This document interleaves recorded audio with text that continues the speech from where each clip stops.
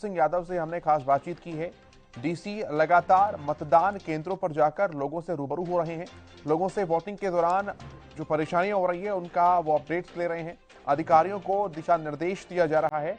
लोगों से ज्यादा मतदान करने की अपील भी डीसी के द्वारा की गई है।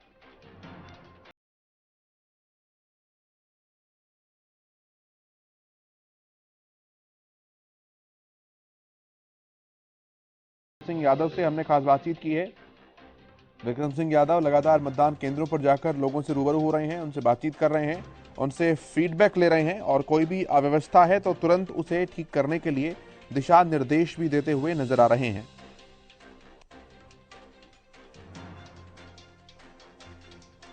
तो बड़ी अपडेट, बड़ी खबर बता रहे हैं हम आपको।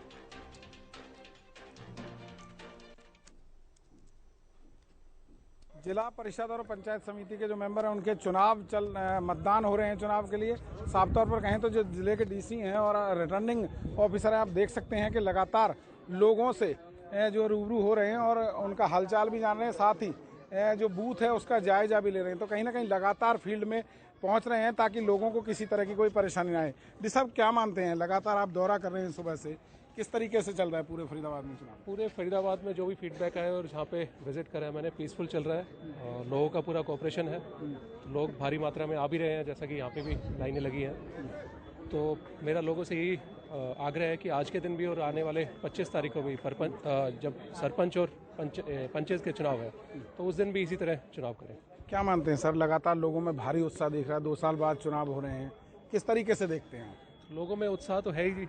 बीच में कोरोना काल रहा थोड़ा, तो उसके बाद में अभी इलेक्शंस हो रहे हैं, तो जिस भी गांव में जा रहे हैं तो उत्साह सभी में है, सभी लोगों में है। एक सर, ये गांव अति संवेदनशील में किया, 20 साल पहले कोई झगड़ा हुआ था, लेकिन यहाँ की जो पूरे ग्रामीण हैं उन्होंने सर्वसम्मति से 7 जो मेंबर हैं उनको भी चुन लिया और इनके प्रति भी जो यहाँ पर आपस में इनकी सहमति बनी। उसके बावजूद भी अब लगता है आपको ये अति संवेदनशील में होना चाहिए?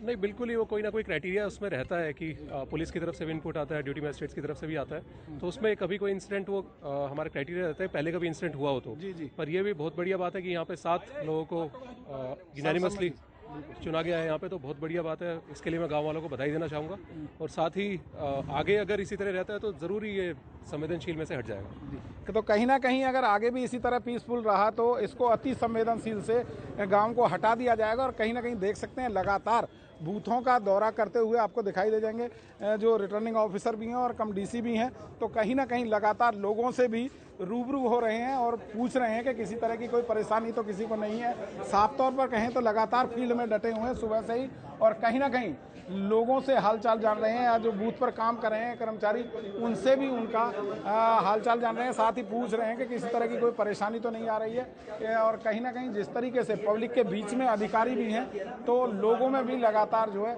उत्साह बढ़ रहा है और कहीं ना कहीं लगातार चुनाव जो प्रक्रिया है उसका जायजा इनकी तरफ से लिया जा रहा है और कहीं ना कहीं लगातार लोगों में भी भारी उत्साह चुनाव को लेकर बना हुआ है। तमाम युवा हैं, आप देख सकते हैं कि वोटिंग करने के लिए पहुंचे हैं क्योंकि 2 साल में चुनाव हो रहे हैं, तो कहीं ना कहीं लगता है इनको कि अब जल्द ही विकास का पहिया दोबारा से जो है पटरी पर आ जाएगा। क्योंकि जिस तरीके से पंचायत के चुनावों में देरी हुई तो उनको लगता था कि जो तमाम जो विकास कार्य हैं वो कहीं ना कहीं रुक से गए हैं।